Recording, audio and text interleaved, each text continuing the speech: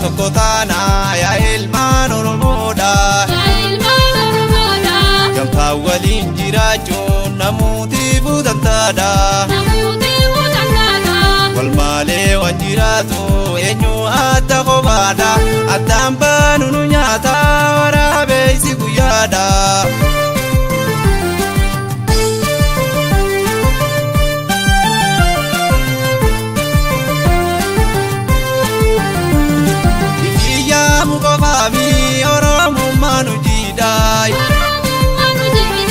Ujida mirkaneessa mallattoo eenyummaadha.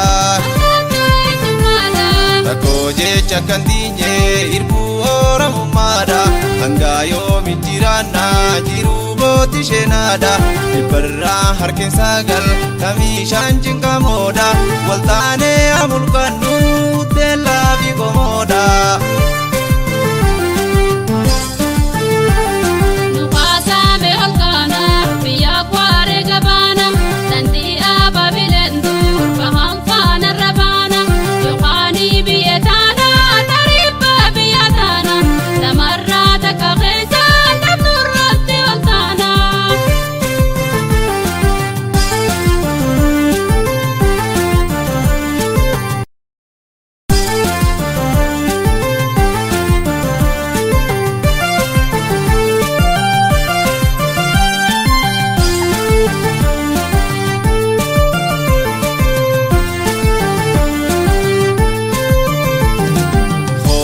Tokko taana yaa ilmaan Oromoodha.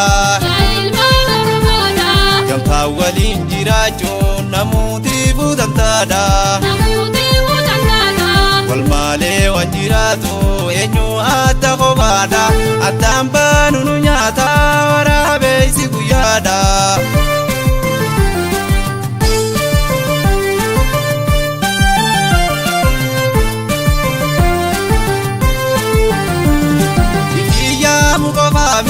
Oromummaan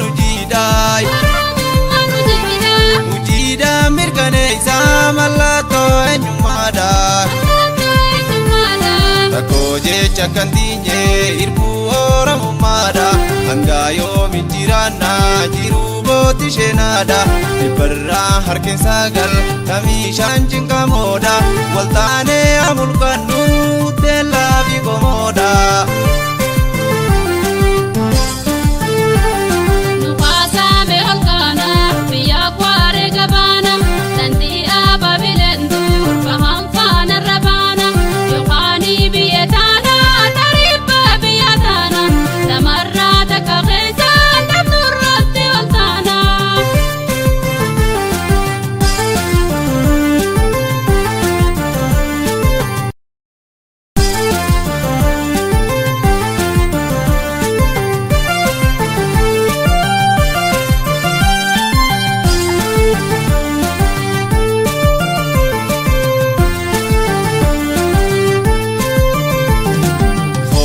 Tokko taana yaa ilmaan Oromoodha.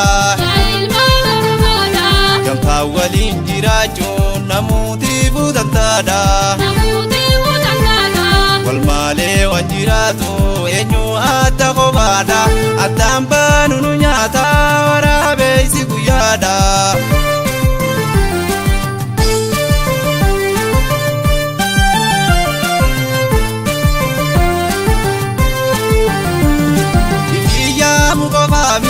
Oromummaan ujida mirkaneessa mallattoo eenyummaadha. Rakkoo jecha kan diinye irbuu Oromummaadha. Hanga yoomi jiraanna jiruu booti sheenaadha. Dhibbarraa harkeen sagal kamiishaan cinqamoodha. Waltaanee amulqannu teellaa fi qomoodha.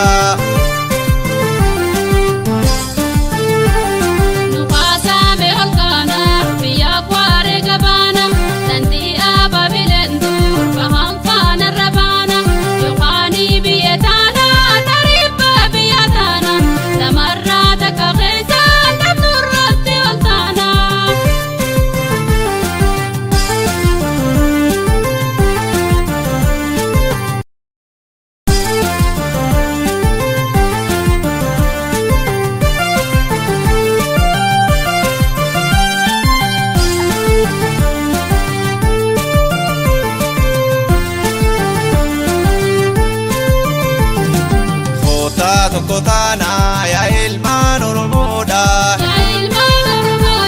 Gamtaa waliin jiraachuun namuutiifuu dantaadha.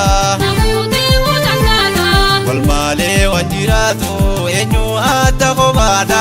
Addaan baanu nu nyaata waraabessi guyyaadha.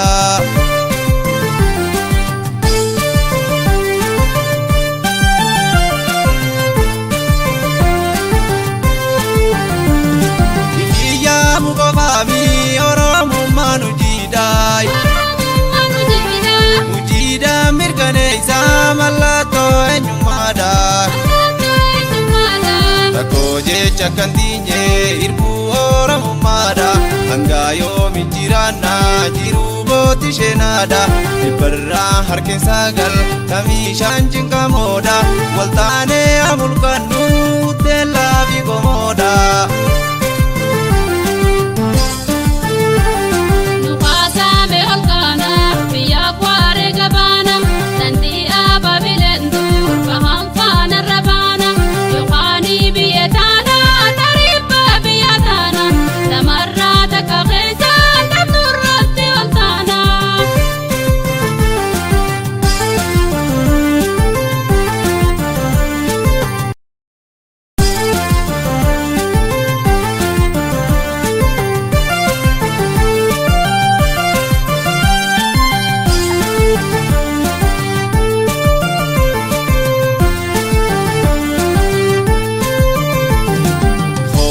Tokko taana yaa ilmaan Oromoodha.